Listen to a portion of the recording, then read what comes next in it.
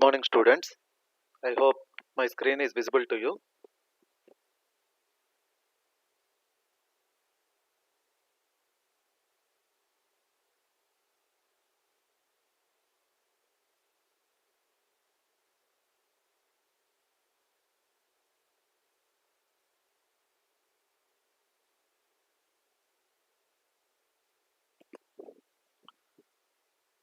So, a very quick recap. So, in the last class, I have discussed about exception handling. I have shown with demonstration how to use all the five keywords of exception handling, that is, try, catch, finally, throw, throws. And also, we have seen with a program how we can create our own user defined exceptions, and then how we can use our own user defined exceptions from other application programs. All that we have seen with the demonstration. And I said that in today's class we are going to cover wrapper classes and JUnit. So wrapper classes is very small topic. I'll just directly show you with demonstration. JUnit is one of the very important thing which you need to be familiar with. So first of all, what is wrapper classes? So for all the primitive data types, we have classes also. Like for int, we have integer class. For boolean, we have boolean class. For short, we have short class. For byte, we have byte class. For long, we have long class. For double, we have double class. For char, we have character class. So like this, for all 8 primitive data types, we have 8 inbuilt classes. And why these classes are meant for? These classes are meant for creating the objects for these data types, because we know that Java is object oriented programming language. So we require objects. We require objects. For that reason, we have for all 8 primitive data types 8 classes also. For all 8 primitive data types, you have 8 classes also. And this we call them as wrapper classes. And what is the purpose of this wrapper classes? In applications, we require in certain situations to convert primitive data types or primitive values to object type,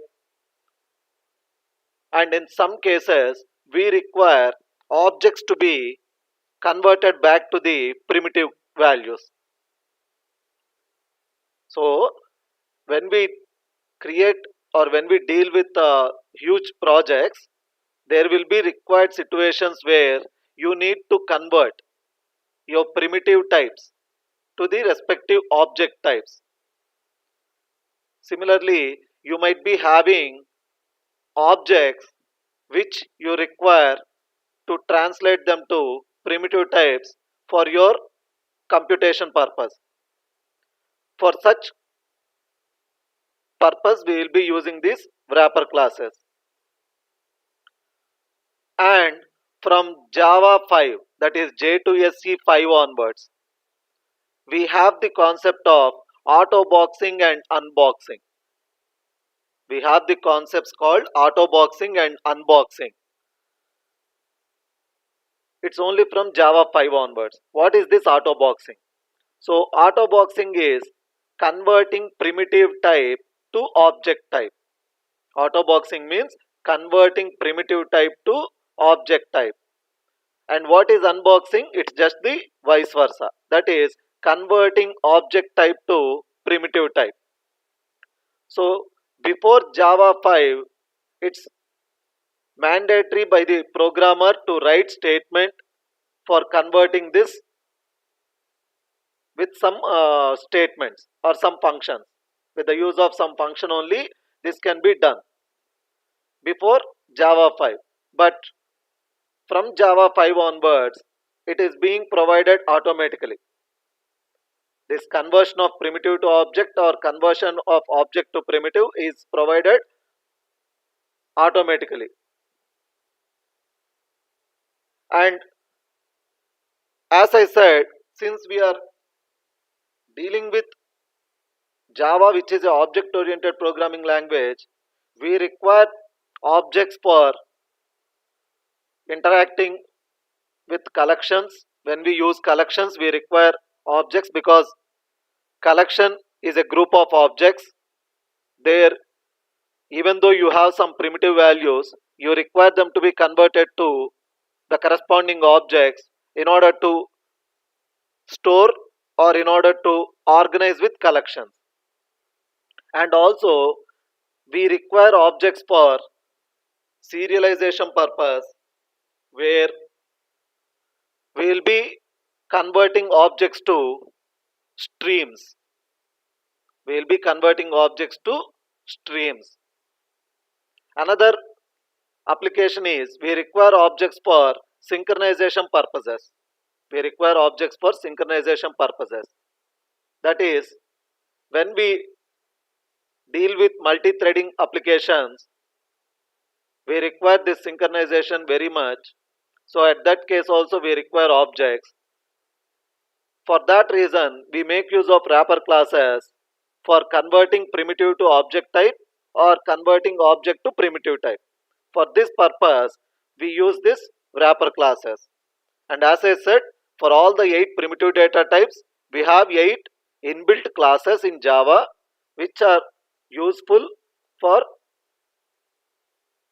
happening this conversion, that is primitive to object or vice versa. So very quickly, I'll just show you with the demonstration how to perform this conversion of primitive to object or object to primitive, and then I'll get started with JUnit. Now,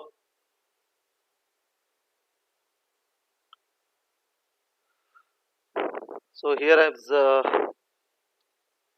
let me just create a class. Okay, before that, let me use the magnifier. I think it will not be visible to you. So here is the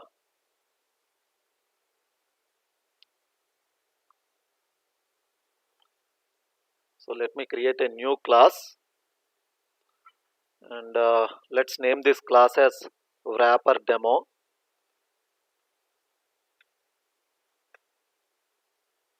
So I just created a new class and named it as wrapper demo. And now okay, let's create main method, control space,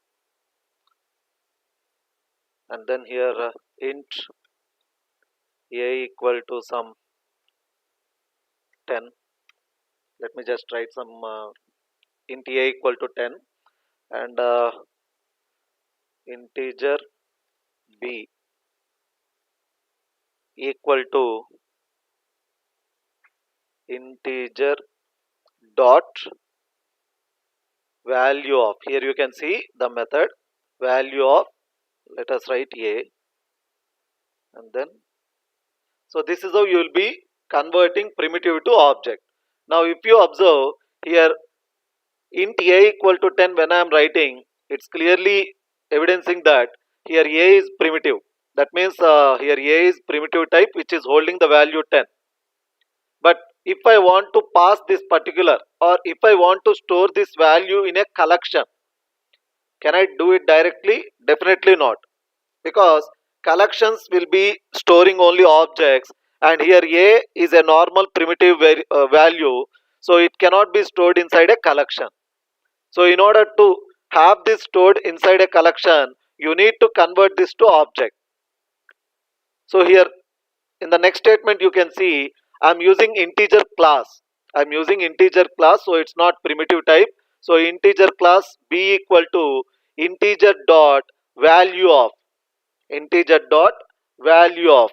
Now to this value of I am passing the primitive value. So what happens is this value of is going to convert this particular primitive type to the corresponding class type, which is nothing but the object. So here b becomes the object now. So this is what we mean by converting primitive type to object type. And as I said, this we used to do it before Java 5 version, but now directly we can just do that like this. Here you can see, even if I am just writing integer c equal to small a, it's working fine. So there's nothing error. Now what is happening is, your compiler will implicitly write this particular statement internally. This particular integer dot value of will be written by your compiler. Even though I'm just writing small a directly, but implicitly compiler will write this statement integer dot value of, and this we call it as auto boxing. This we call it as auto boxing. And even though I'm showing only for int, similarly you have for other primitive types also. Similarly, you can just try there with the long and write here long dot value of. You can just try with the double and you can see with the double dot value of. So it's all the same. So the point to be noted is converting primitive to object. We call that process as auto boxing. We call that process as auto boxing only from Java 5 onwards. Before Java 5, you have to write this statement explicitly in order to perform this conversion from primitive to object type. But from Java 5 you can directly use this statement. Simple. Implicitly compiler will write this integer dot value of statement. You need not worry. So this is what we call auto boxing, which is the process of converting primitive to object type. Now let me show you unboxing. That is opposite of auto boxing.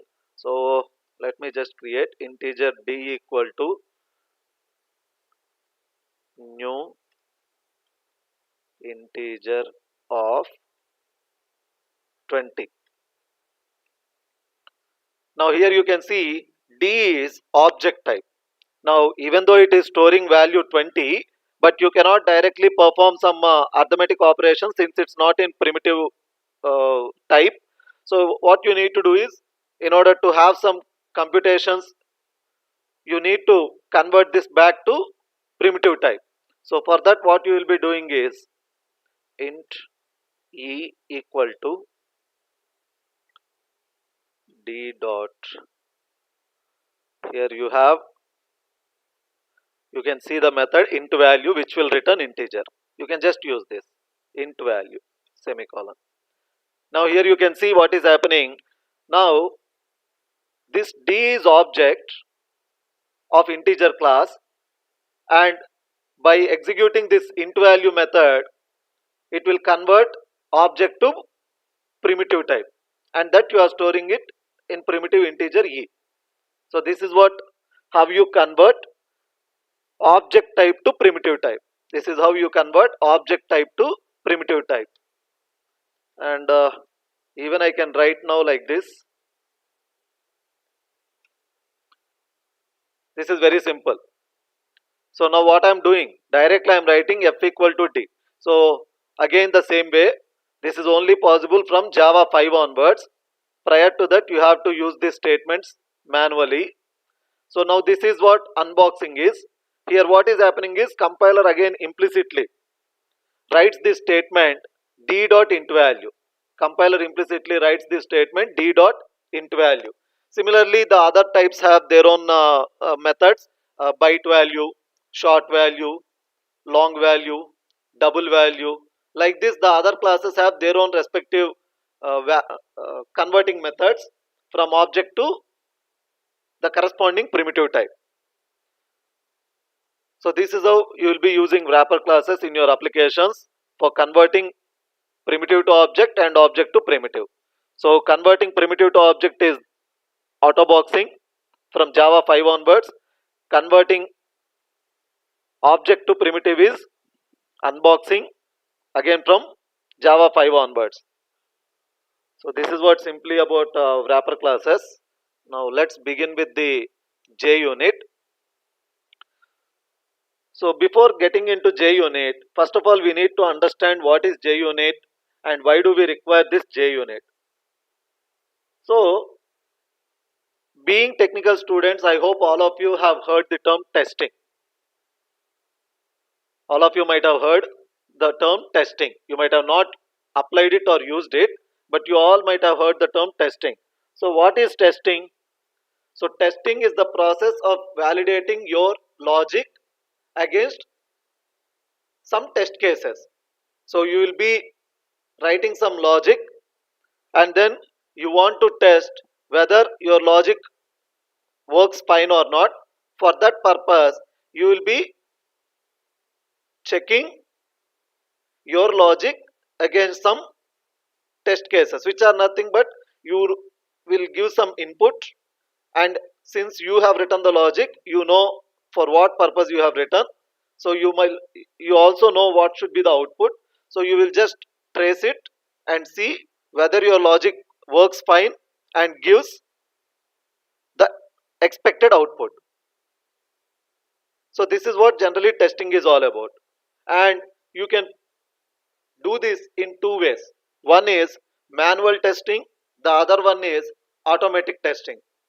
So manual testing is nothing but you will write your logic on a paper, and then you will only give some input, you will trace it on paper, and then you will get some value by computing that particular logic with the input given, and then you will cross check this evaluated value with the actual value, and if both matches, then you say that your logic is correct. This is what manual testing is all about. So the same thing, rather than doing it manually, you can make it automatic. You can make it automatic. So for making it automatic, Java have provided a framework, and that framework we are calling it as JUnit. This is what the simple theoretical part you just need to understand. So JUnit is nothing but a framework that is provided by Java for the developers to perform unit testing. To perform unit testing. This is what the theoretical concept of JUnit. So you just understand that JUnit is the framework which is provided by Java for the developers to perform unit testing. Now what is unit testing? It's very simple. Unit testing is nothing but the testing that you are going to perform on unit of code. The testing that you are going to perform on unit of code. This is what unit testing is all about. And this particular unit testing will be required by developers in order to test their code. So they will be writing some code. I mean, developers will be writing their code, but they need to test, or we can also use the term validate. They need to validate their code against possible test cases. So for that reason, what the developer has to do is he need to create some test cases. He need to create some test cases. So what is a test case? Again, a test case is going to be a code which will be used to check that the expected and the actual are equal or not. So again, a test case is going to be a small piece of code which will be used to check that the expected and the actual are going to be same or not. So for that reason, we will be creating test cases. And in my introduction video also, I just mentioned that JUnit is very important, because whatever the company's logic building exercises you people are performing, and even you might have worked with the Metal tool as part of your logic building hour plans. There also you might have seen on the left panel you will be having the question palette, and on the right panel you have the developer code environment where you will be writing your code, and then when you click on compile and run, you will be seeing some test cases being passed or failed. It will be showing now. So that all things can be created using this JUnit. Not only JUnit, you have some other tools also available in the market, but as part of basic understanding, we are just using with the JUnit. So JUnit is a framework that will be used to perform unit testing. This is the point to be noted. And yeah, in HackerRank is another example where you will be writing your code, and when you click on compile and run, you will be seeing some test cases. And if at all it fails, then also you can see which is fail and what is expected and what is actual. It will be telling you all that information this particular test cases will give you. And JUnit is one such framework that lets developer to perform unit testing in order to validate his logic against expected and actual values. And Java provided org.junit package. Java provided org.junit package that contains many interfaces and classes for performing this JUnit testing. So this is all the theoretical part you can just remember. And now let's get into implementation and see how it works. So what you will be doing is you can just create in same package both the actual file as well as the unit test case file, but in reality no company will encourage you to have this test case as well as the actual code in the same package. They will suggest you to create a new package for the actual code and a new package for the test cases. Just remember that point. But you can have both in the same. Again, I'm telling you can have both in the same. I'll just show you as example. Here I have my package. So let me just create a class. So I'm just using the same example given in the PBL lab. So let's name this as Calci. I'm just naming this as Calci and then clicking on finish. And in this Calci, what we'll be doing is we'll just define two simple methods, public void. Okay, since we are running this example for test cases purpose, we will return value to the server kind int sum int a comma int b, and then here we know what we are supposed to return. So return a plus b. So I need not explain this class and method. You can easily understand. So I'm just creating a class calc, and then I'm creating two methods. One is sum, the other one is sub. That is subtraction purpose. So it's very simple to understand. A calculator class that's containing two methods. You can add other methods as well for product and subtraction. It's all up to you. So like this you are creating, and then just save this. And now what we do is here just do right click, for just making you understand that it's not difficult to create both in same package, but in real time just remember that your actual code should be in one package and your test cases should be in another package.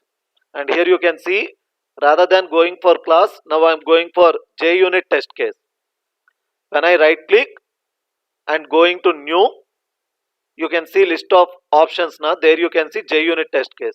For suppose if you don't find this JUnit test case, what you just need to do is click on other, and there a window gets opened like this. Here you can just see Java. You can see like this options. Just expand this Java. There you can find JUnit. Expand that, and there you can see JUnit test case. We will come to this JUnit test suite shortly. Just understand that if you don't find in the right click options JUnit test case, go to other, then the window gets opened. There you expand Java, and there you find JUnit. There you expand JUnit, and there you select JUnit test case. This is how you will be doing. And then a window gets opened. There you will be giving your test class name. Always try to give name which will be easily understood. So here what I am doing is, since my class name is CalC, and this particular test case I am creating for CalC, what I'll do is I'll just name this as CalC test. This is what the coding standards. This is what the coding standards, and the next topic which we are going to cover tomorrow or day after tomorrow will be that coding standards. So as part of coding standards, you should remember this. So when you are naming your classes or variables or methods, they should be understandable by everyone who sees the code. Nobody should again ask you what is this for, what is this for, like that. Accordingly, you should name your classes or variables or methods, all that. Since this is a test class, I'm just naming it as CalC test. Thereby it will be understood that CalC is the class for which you are creating this test case. So that's what. And let's not get into these things right now, and click on finish. And here you can see it will be asking, do you want to build the path? Because by default only JRE is being added to our package. Since we are creating a JUnit test case, we also need to add this JUnit library.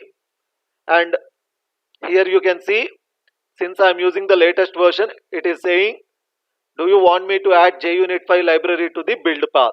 Because currently the build path contains only the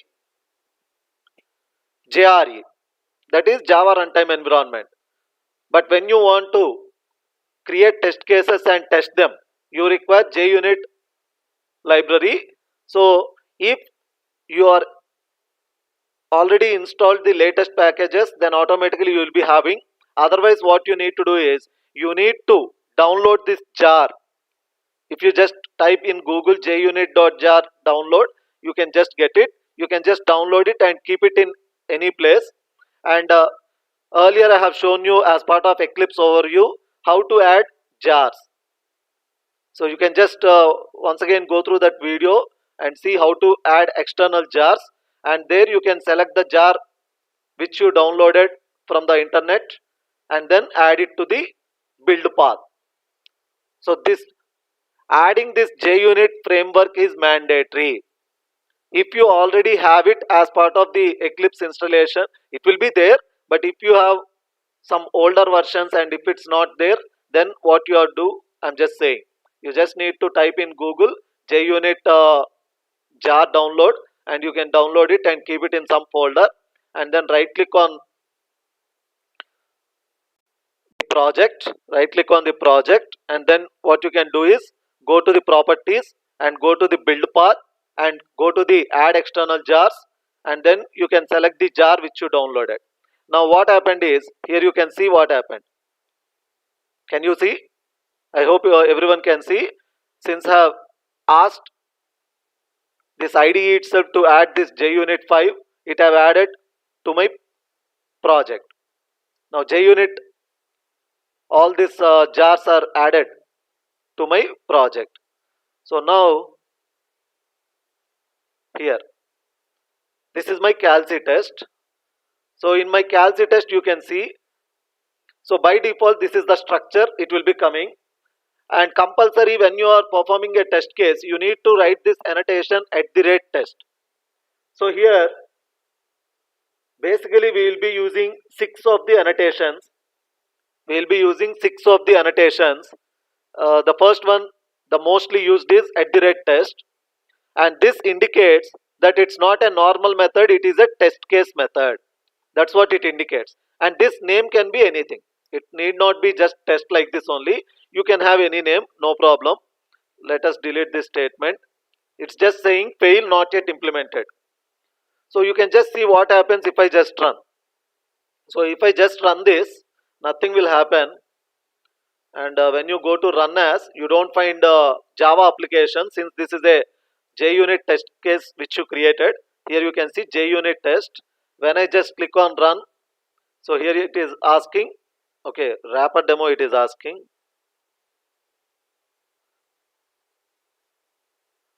Okay,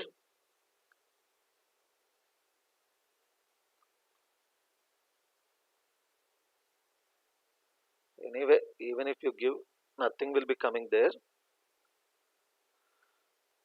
Here you can see it's just saying fail, because we haven't deleted that fail and we haven't even implemented anything. So actually this should be coming in always green color. If it is coming in brown, you should understand that it's not success. If this bar is not in green, just understand it's not success, whatever the test case you just implemented. Okay, anyway, let's get into the actual content. So just let us remove this code, and then what you will be doing is, so we have written methods in calc. So let's test that. So how you are going to test that is, in this test method, what we will be doing is, we will just create object, and calc ob equal to new calc. So this is how you can just create object, and then we will be using a method called assert equals. Assert equals, and here you can see what it is saying: quick fixes.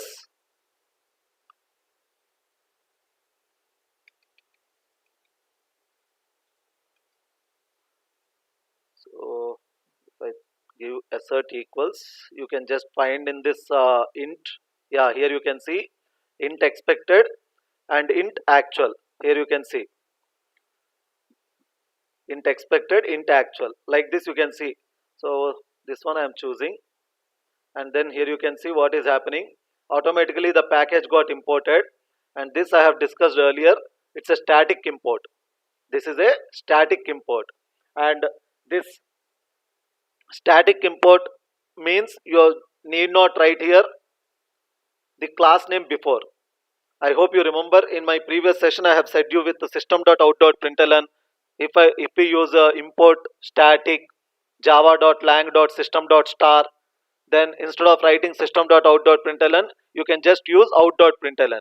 Similarly here also, actually what am I supposed to write is assert dot, because assert is the class which contains all these methods. So assert is a static class, and these are all static methods. So here directly I am using the method, because I am using static import. Actually I haven't written this, since I have directly invoked the method by using the control space, and from the drop down list I have selected this method, so automatically it got added. But when you are going to write, you should write like this. So assert equals expected. So what we will do is, let's write some 9, and here instead of actual, what we do is ob dot, what is the function, sum in the brackets 4 comma 5. So just understand this. So this assert equals will be taking two arguments. One is the expected argument, the other one is the actual argument. So the expected value and the actual value, and how you are getting the actual value? The actual value is returned from the sum function, which is in calc class, and we are passing the values 4 comma 5. So in the metal tool you might have seen, by default some test cases will be shown to you with inputs. So this is how it will be done. So here in the expected, we are saying what is the value that should be returned, and this is the actual returned value, and if this both matches, then it will be showing success, otherwise it will show fail there. So that's what the point need to be understood. So let's run this and see whether it's coming or not. Run as JUnit test, and now, yeah, here you can see green bar. Here you can see the green bar. So this is what you should understand now it is successful. This is success. Suppose here I'll just show you with the change. I'm just writing 8. Actually, the correct answer is 9 only, but only to just make you understand. Now, if I'm just writing 8 and run as JUnit test, now you can see you are getting brown. So, if you get green, it is success. If you are getting brown, you can understand it is failure.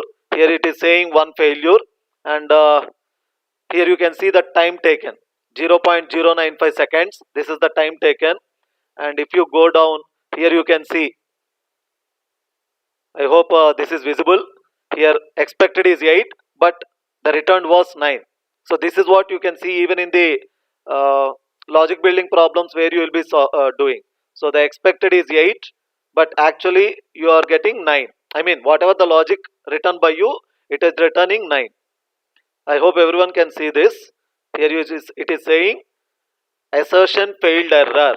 Expected 8, but actually was 9. And here you can see the print stack trace. This is nothing but the print stack trace. So it is coming because of line number 12. It is coming because of line number 12, that is calc test.java. That is our own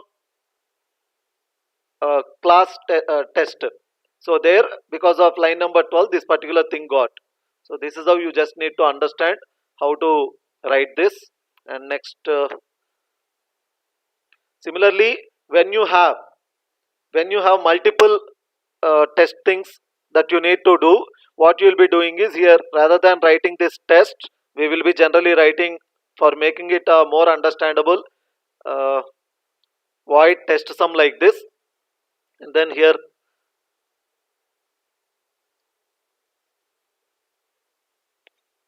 so I'm just pasting this, and instead of saying test sum, I'm just writing test sub, that is for subtraction, and here I'll be writing 5, and here let's write 3, and subtraction should return 2. Okay, let's keep like this and once again check it. So it's working fine. Yeah, ob dot. Okay, here also I should write sub. This is for subtraction function which we have written in the calc program.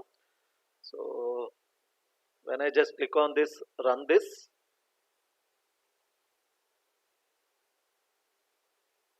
so it's not giving any error, only test sum is being run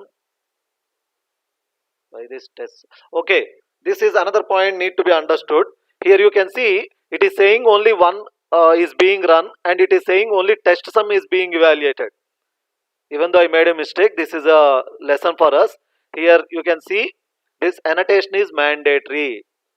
This at the rate test annotation is mandatory. Since I have ignored that annotation, that particular test is not being performed. So if you have written a method for performing test case, you must and should include this annotation. Since I have ignored it, you can just see it did not checked it. Now once again let's run this.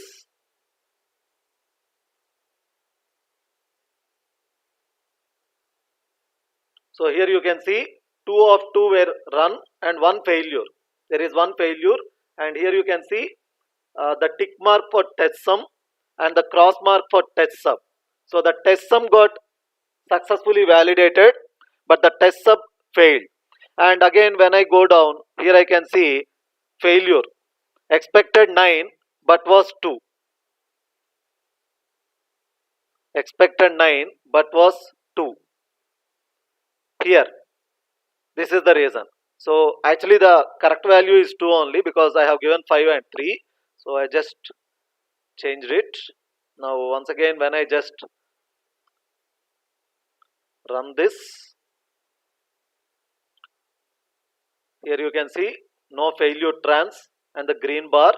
When I expand this, you can see, so for test sub it took 0.08 seconds, and for test sum it took 0.028 seconds.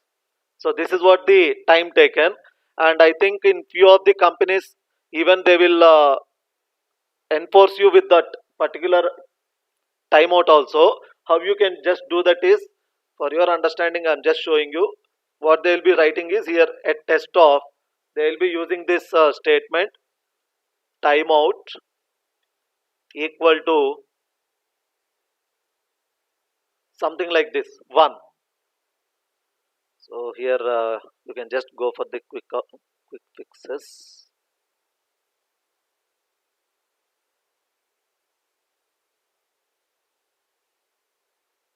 Rename only it's giving.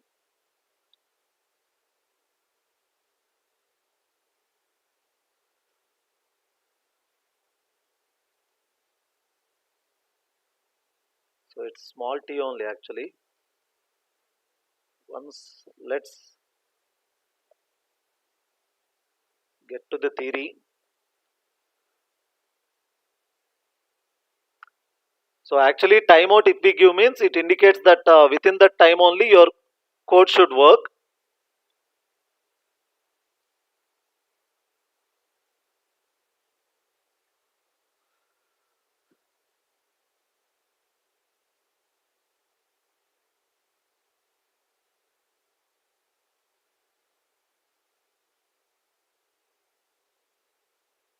Just a second.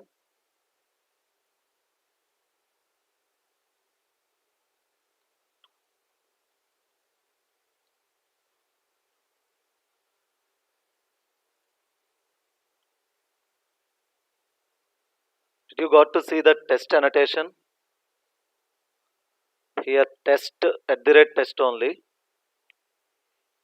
But you can write at the rate test of timeout just to make sure that your logic will be executed or your computation will return the result within the stipulated time.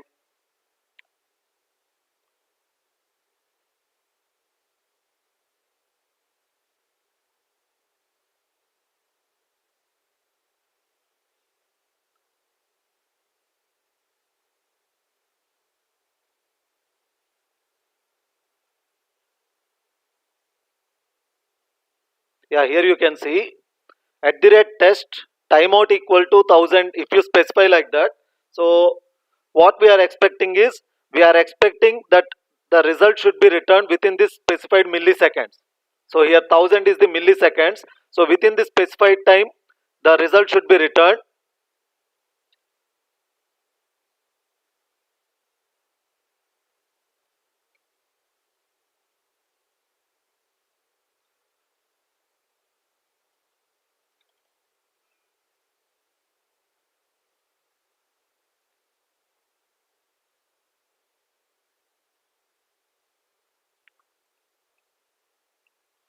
Okay, I'll just check this later, but just remember this: if you specify the timeout, it indicates that the result should be returned within that specified time.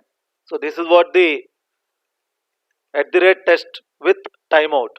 So the timeout field is used to make sure that the test result is being returned within the set milliseconds.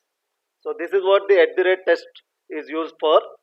And here you can see like this you can write any number of test cases, and if anything fails like what I have shown you, you can just get that.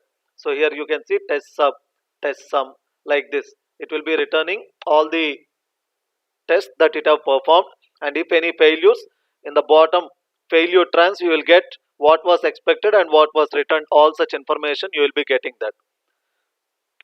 And now you just need to remember that not only single test class like this, you can create multiple test classes also.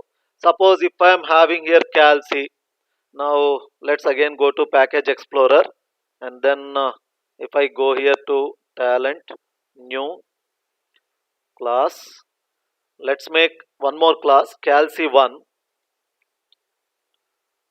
and finish. So what I'll do is in calc1 also I'll just add two more methods.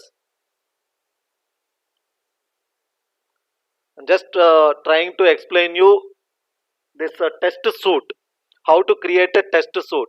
What is test suite is grouping multiple test cases. Right now we have created only one calc test class now. Like that we can have multiple test classes and grouping all these multiple test classes under one single group, we call that as test suite. That's what we call test suite. And here I'll just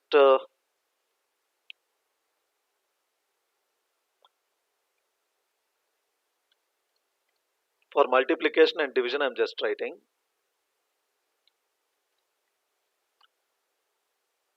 and here I'm just replacing with multiplication and division, and then let's save this. And then what we do is one more test class we will create.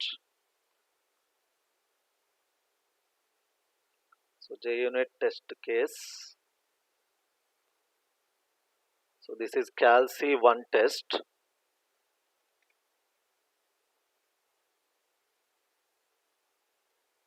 So this is calc1 test, and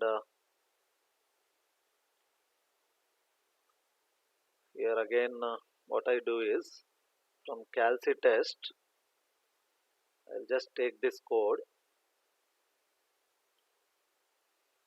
and then calc1 test I'll just replace this, but instead of this test sum, what we'll do is test mul. This is for multiplication purpose, and this is for test division. And here instead of calc, let's create object for calc1, and then here it should be ob.mul, and 4 5s you should get 20. And similarly here this is for calc1 again, and then here let me use 6. So 6 by 3 anyway 2, and here instead of sub we will use div. So I hope everyone understood what is that I have just done. So what I have done is similar to calc and calc test, I just created one more for calc1 and another calc1 test. In that I have just created test cases for this calc1 multiplication and division. And let's first run this and see if everything is fine.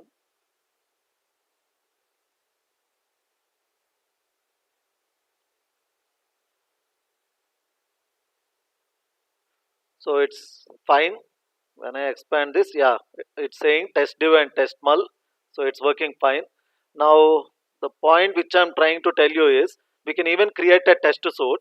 For creating a test suite, what you will be doing is you just right click on the package where you have these test cases and go to new, and then instead of going to JUnit test case, go to other, and there here you can see other than JUnit test case there is one more thing, JUnit test suite. There is JUnit test suite. Click that JUnit test suite. Next, and there you can have the test classes included. Here it's not showing any test classes. Okay, what we do is generally, as I said, in real time what you need to have is the test classes separately you need to have in the another package. Right now what I have done is I have all my normal classes and this test classes also in the same na. So here this is the place what you where you need to do. This is how the test suite will be created, and then what you will be doing is in this suite classes you are going to write all the test classes. You are going to write all the test classes. That is whatever the test classes right now we have created. That is calc.test class, calc test class. So you have to write the class. So this is how you have to write calc test.class, comma other classes also you can just add like this, calc1 test dot class.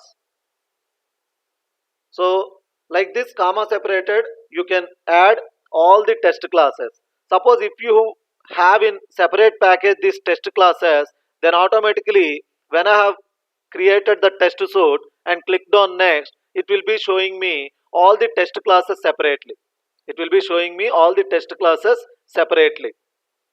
Since I have written everything in single package, it's not showing me separately. That's the reason manually I'm supposed to rewrite all this. Comma separated test classes you have included in the suit classes. Now here you can see it runs with suit.class.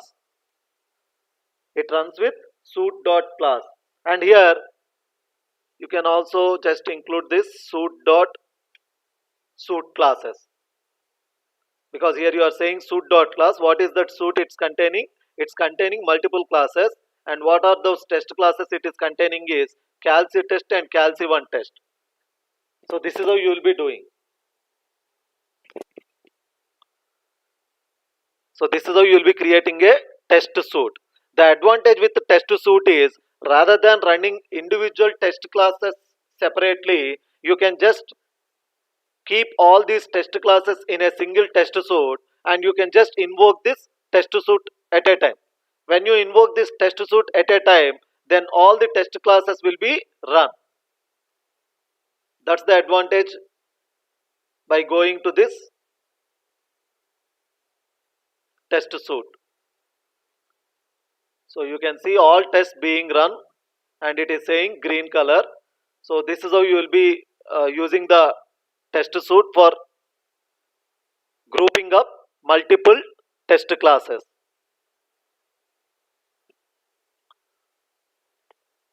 So let's get to some theory, and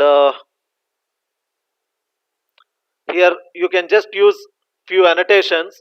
These annotations are very simple to understand. You have annotations like at the rate before, at the rate after. You can just try this. If you write this at the rate before, then what happens is for each test case invoked by you, this particular at the rate before method will be executed for every test case. For every test case that you write, at the rate before method will be invoked. Similarly, at the rate after will be invoked after the test case is processed. That's what the at the rate after annotation. And these method names can be anything. It's not mandatory that you need to have like this before and after only as the methods. You can have any other method names also. That doesn't matter. And similarly here also you can see these method names can be anything, but in general, as I said, for making the code understandable by everyone, we will be using these names like this only, because it will be easily understood for those who see your code.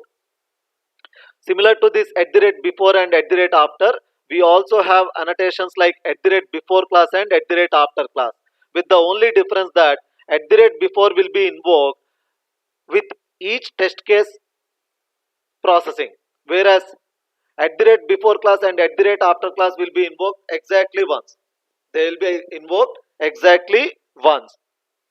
I repeat, the basic annotations that we use will be 6 of the annotations: at the rate test, at the rate test of, in the brackets timeout equal to 1000, which indicates that the result should be returned within the set milliseconds, and at the rate before class, at the rate after class, which will be invoked only once, that is before starting all the tests and after completing all the tests.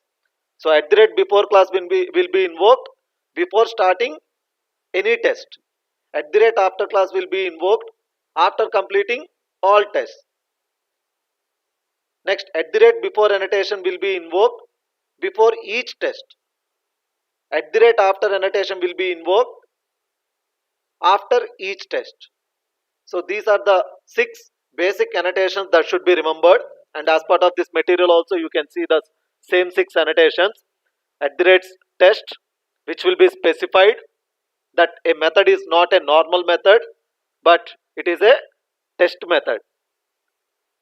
Similarly, at the rate test of timeout equal to 1000 or something, if you are specifying, it will be returning fail if that result takes longer than this set milliseconds. At the rate before class, which will be invoked only once before starting any test. At the rate after class will also be invoked only once after completing all tests. At the rate before annotation will be used to execute before each test. Before performing each test case, it will be invoked. At the rate after will be invoked after each test case. So these are the 6 annotations that will be required for performing JUnit, and this which we are using is from 4 version onwards, that is JUnit 4 version onwards. It's purely annotation based, and JUnit 5 is also almost ready. It's with the lambdas, which is more powerful. Let's not get into those details. And also methods were also given here. After, yeah, here you can see one more annotation, but rarely we use this @ignore in order to ignore a particular test case. Whichever test cases you want to ignore, those things we just use it with @ignore. And next,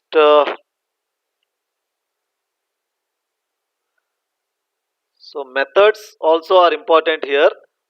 Yeah, here you can see the assert methods, and all these assert methods are part of this assert class, and all these are static methods. Just remember this, all these methods are static methods.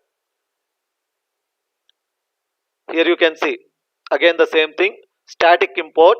Since we are using static import, you don't require to mention the class name before calling the method also, since we have done the static import. So this is the purpose of static import, which we have also discussed in previous sessions. And here you can see one of the assertion error that you can get. Here the method is long. Whatever I have shown you is a integer method. If the method is long, and if you directly write like this, by default it will be considered as integer, but the expected is in long. So that's the reason here you can see a lang assertion error will be erased.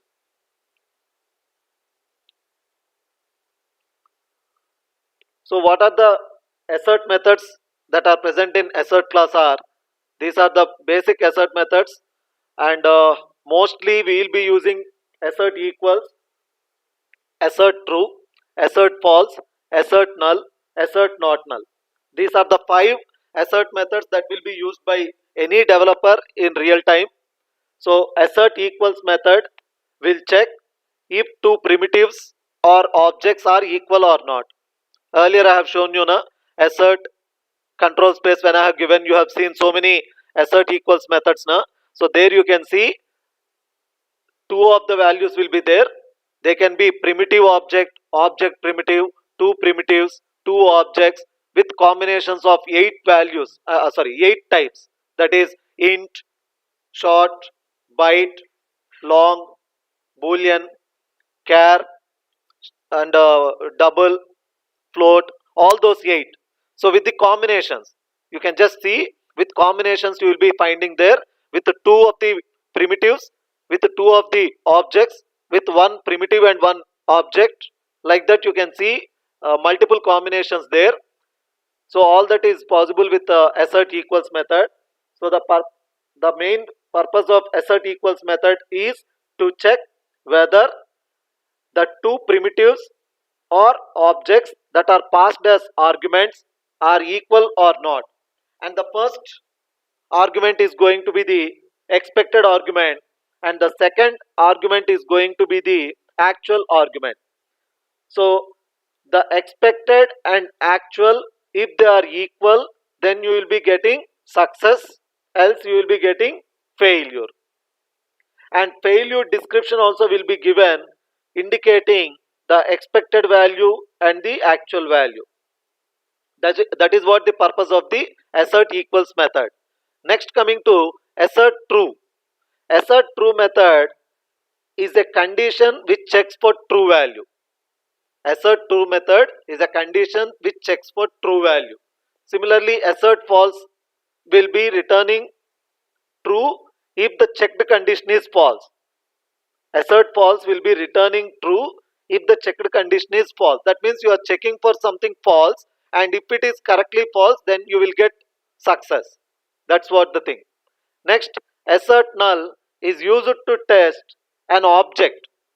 Here in this description you can see it is used to test a variable, but it's not a normal variable, it's a object reference variable. That's what the point to be noted. So it is used to test a object if it is set to null or not null. So if it is null, assert null function returns true, that means success. If it is not null, assert not null function will return true. So it's basically to test whether the object is set to null or not null. That's what this assert null and assert not null methods are useful for. And as I said, rest of the methods are optional in mostly, not mostly, almost in all the projects that we develop. As I said, we use the 6 annotations and 5 static methods of this assert class.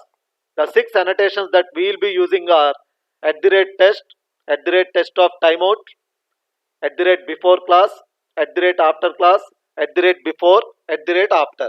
And the 5 assert methods that we will be using mostly are void assert equals, void assert true, void assert false, void assert null, void assert not null. So as you can see, assert equals will take two values, expected and actual, and checks whether they are equal. That is, expected and actual are equal or not. Next, assert true and assert false takes condition as argument, and then they return true if the past condition is true or false. Similarly, assert null and assert not null both takes one single argument, that is the object argument. That's what here you can see, test class dot get object. So assert null and assert not null both takes object as the argument and checks if the object is set to null or not null. And rest of the asserts are optional. Assert same and assert not same, what you can see here, they are used to check for whether the two references are same or not. So that's what this assertions.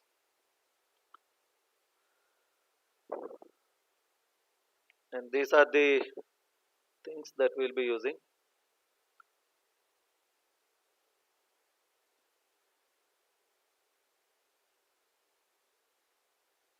Yeah, and test suite I have just shown you now how to create test suite.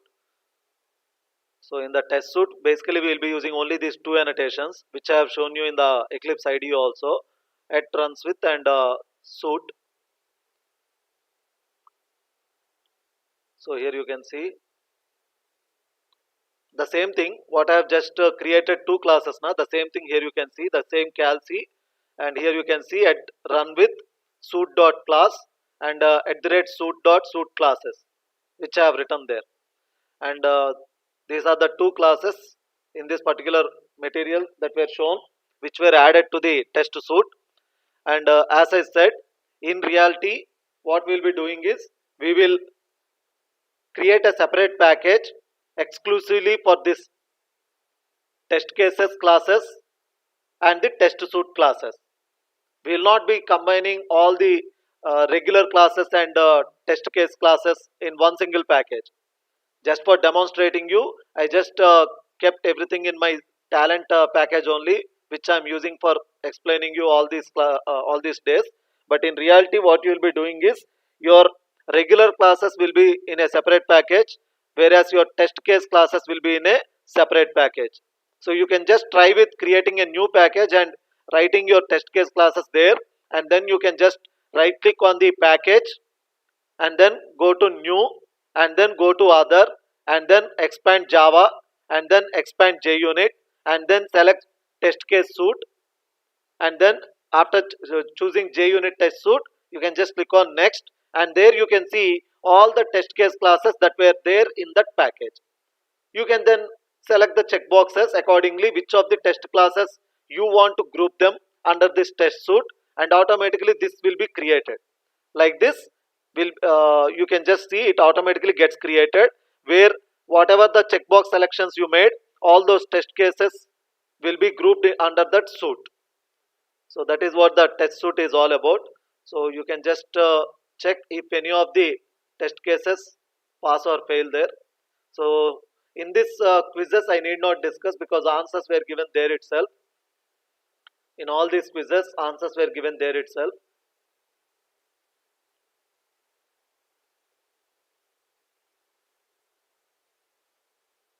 And the home page did not get opened. So I think tomorrow's class will be on collections. We have done with wrapper classes and then the J unit. So we understood wrapper classes purpose is to convert primitive to object and object to primitive, and J unit purpose is to create test cases to validate the code that was written by us, I mean the developer. So this is about today's agenda, and tomorrow's class will be on collections. We are not going to cover all the collections. I'll just cover the required collection set for this particular training purpose, and rest of the collections can be explored by you. And if time permits, I will also introduce you to streams, that is IO streams. Basically we will see what are the different types of streams, character streams, and this byte streams we have. So we will see how these character streams and byte streams are useful with some simple examples I'll demonstrate you. So that's what tomorrow's agenda. So let's wind up for today. So just post your queries if any in comment section, or directly give your attendance in the comment section.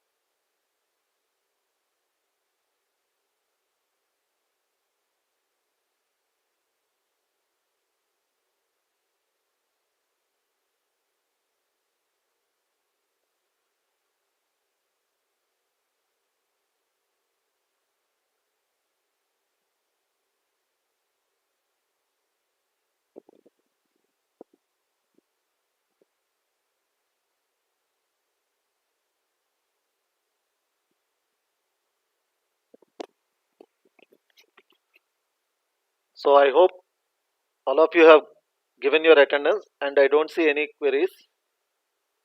So let's wind up today's session and meet tomorrow's class for discussing collections and streams. Thank you.